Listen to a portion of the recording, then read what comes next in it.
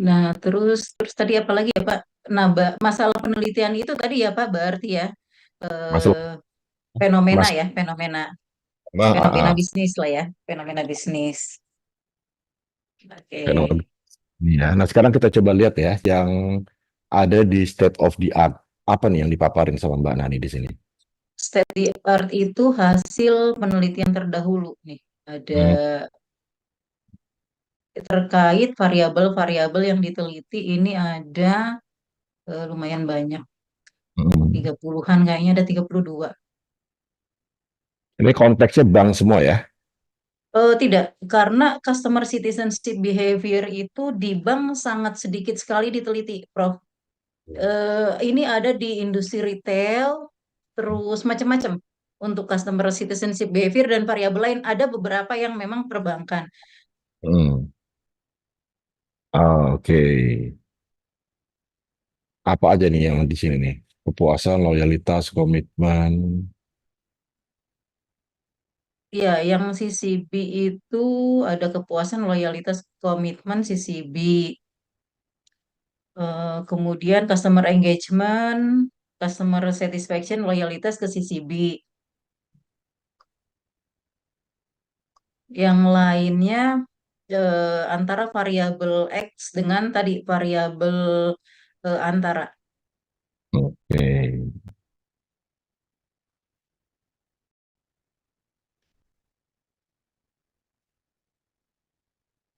Oke. Nah, kemudian Lanjut. dari berbagai paparan yang Mbak Nani sampaikan nih, ya ada berapa banyak nih artikelnya nih? 30-an ya. Gap apa yang ditemukan sama Mbak Nani? Gap itu kalau gap yang jelas itu ini seharusnya saya ada yang kasih biru kok nggak ada ya. Jadi ada perbedaan penelitian bahwa kepuasan pelanggan itu tidak selalu mempengaruhi eh, loyalitas pelanggan. Ada yang mempengaruhi, ada yang tidak gitu ya. Gapnya itu sih hanya itu, tapi yang lainnya rata-rata hubungannya positif dan signifikan. Hmm. Nah, ini ya, kalau gap yang diangkat sama Mbak Nani tadi adalah hasil yang belum konsisten, hubungan antara kepuasan dengan loyalitas, maka biasanya novelty-nya itu nanti adalah mediator atau moderator. Ya, kan kita bilang, ini kepuasan ke loyalitas, sebagian bilang punya hubungan langsung, sebagian menyatakan enggak signifikan kan. Apanya enggak signifikan? Hubungan langsungnya. Maka kita memprediksi, oh berarti ada kemungkinan nih hubungannya nggak langsung tapi hubungannya tidak langsung lalu variabel lain. Nah, variabel lain itu yang kita coba telusuri, yang kita jadikan novelty untuk membangun model sehingga modelnya nggak langsung dari kepuasan ke loyalty tapi kepuasan ke si variabel tadi baru ke loyalty. Nah, itu kalau yang diangkat sebagai gapnya adalah hasil empiris yang masih belum konsisten. Baik-baik. Uh, Pak, izin Pak, boleh nanya nggak Pak? boleh, boleh Mas Dodi. Pak, kalau kalau kalau novelty-nya seperti itu, berarti tujuan penelitiannya bisa prediksi ya Pak? Kenapa?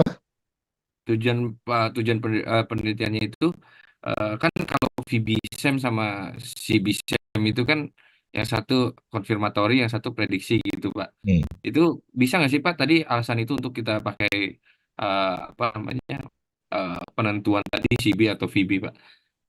Oh, nggak bisa, beda. Ini kan Oh nggak kita bisa. Siap. kehadiran Oh beda. memprediksi Siap siap. kehadiran variabel mediasi yang nanti kita gunakan untuk memperluas model kita. Jadi tetap ujung-ujungnya adalah model teoretik, gitu loh Mas. Nah, tadi kita gunakan bahasa prediksi itu untuk memprediksi kehadiran si mediator tadi, yang nanti akan kita gunakan untuk memperluas model teoretikal kita. Jadi ujung-ujungnya kalau kita bikin gini tetap teori, Oh baik gitu. baik. Terima kasih Pak. Oke, lanjut ya Mbak Nani ya. Ya, baik, Pak. Oke. Nah, sekarang teori apa nih yang mendasari model Nah, yang itu Mbak? kemarin kan ditanya juga sama Peri ya. Sebentar.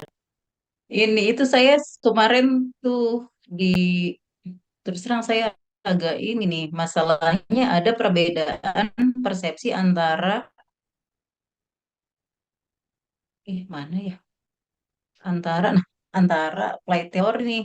Kalau kemarin mohon maaf ya Pak, saya tidak bermaksud membandingkan. Ada yang bilang bahwa flight theory itu adalah hasil penelitian sebelumnya tentang variabel-variabel yang diteliti. Tapi seingat saya kemarin saya juga mencatat kayaknya di laptop menurut Pak Ferry itulah salah kaprahnya mahasiswa selama ini. Flight theory itu bukan penelitian terdahulu tentang variabel yang diteliti. Nah, ini makanya mohon pencerahannya nih, Pak Ferry. Oke. Jadi gini ya, kalau kita bicara applied teori, teori sekarang kita bicara dulu deh teori. Teori itu kan pada dasarnya adalah sebuah penjelasan keterkaitan antar konsep. Namanya teori, nggak mungkin dia bicara cuma satu hal, ya. Kalau dia bicara satu hal itu namanya konsep. Tapi kalau teori pasti mengaitkan antara satu konsep dengan konsep lainnya. Itu namanya teori. Misalkan yang paling gampang, kita tahu semua kan ya teori of planned behavior ya. Apa sih yang dinyatakan oleh teori plan of behavior? Bahwa attitude, subjective norms, dan perceived behavior control itu berkaitan atau mempengaruhi variabel intention.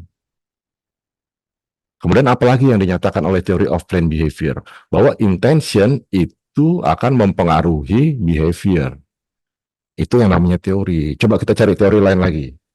Teori TAM misalkan, apa yang disebutkan yang dibahas oleh teori TAM? Mbak Nani familiar nggak dengan TAM?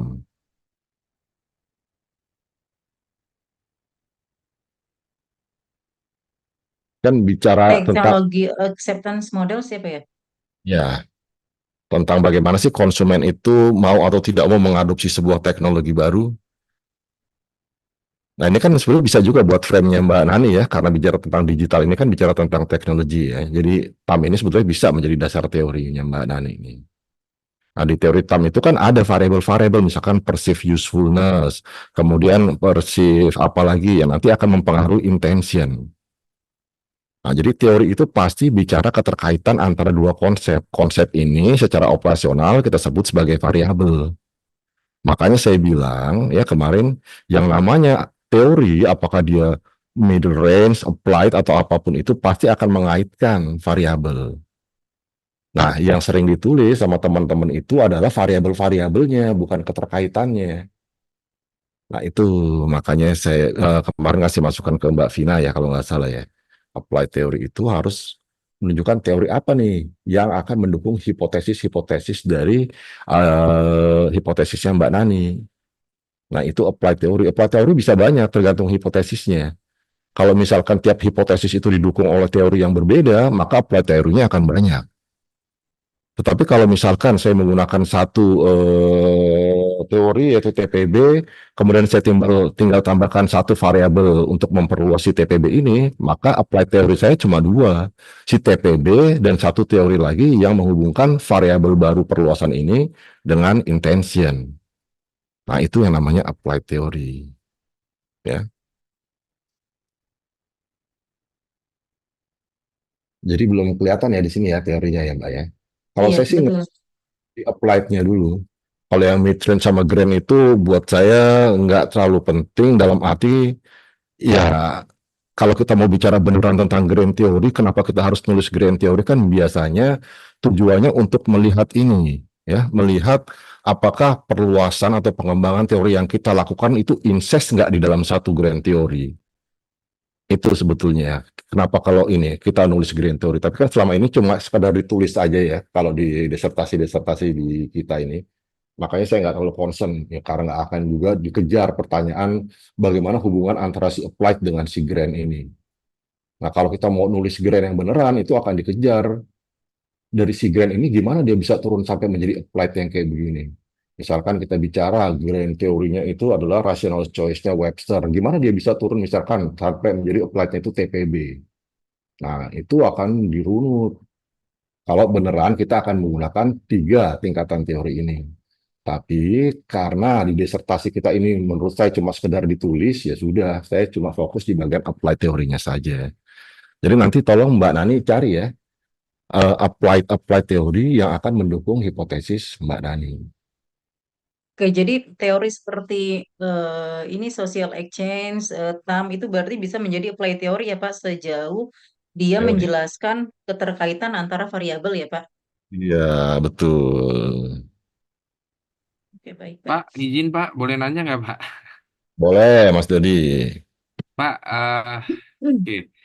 Jadi sebenarnya kan kalau grand teori kita bisa masukin di literatur review tuh Pak, untuk teori apa sih yang paling utama yang kemarin disampaikan Pak Ferry ya Pak.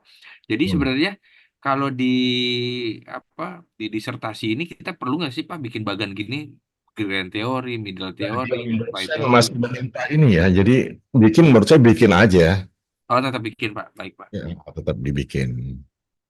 baik Coba baik. saya kasih gambaran sedikit nanti untuk membedakan mana yang grand, mana yang mid, mana yang applied ya. Kalau yang applied tadi kan yang saya bilang, dia yang akan mendukung pembentukan dari hipotesis-hipotesis kita ya.